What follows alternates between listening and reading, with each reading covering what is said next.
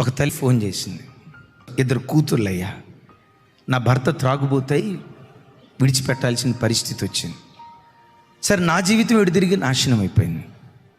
నా పిల్లలకైనా మంచి భవిష్యత్తు ఇవ్వాలని గత 20 సంవత్సరాల క్రితానికి వెళ్ళాను.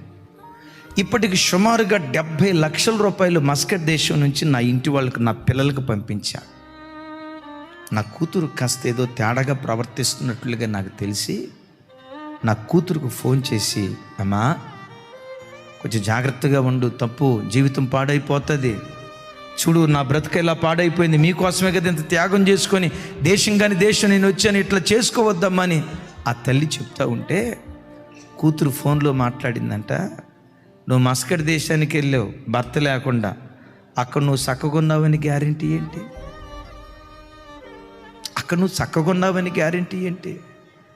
ఆ తల్లి ఏమందో తెలుసా, 20 సంవత్సరాలు నా పిల్లలని నా యవ్వన కోరికలను చంపుకొని పిల్లల కొరకు త్యాగం చేస్తే 20 సంవత్సరాల నా కష్టాన్ని తిన్న నా పిల్ల నా క్యారెక్టర్ అసోసియేషన్ చేస్తుంది. అయ్యా, యవ్వన బిడ్డలారా, నిన్ను కన్న గర్భం ఉందే, నవమాసాలు మోసి తన రక్తాన్ని పాల రూపంలో మార్చి తన రక్తాన్ని తాపించి నిన్ను పెంచి పెద్ద చేసిందే, నీవే సర్వస్వమని ఏ తల్లి ఏ తండ్రి వారి కలిగిన సమస్తాన్ని నీ కొరకు ధారపోశారో ఆ అమ్మని ఎప్పుడు ఏడ్పించుకో.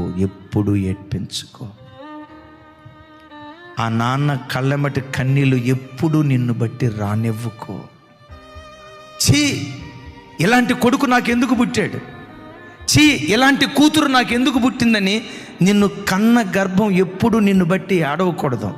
సాధ్యమైనంత వరకు వాళ్ళు చేతులెత్తి నిన్ను ఆశీర్వదించేటట్లుగా వారి పట్ల పూర్ణ వినయభావంతో బ్రతకటం ఇది పరలోకపు దేవుని మర్యాద.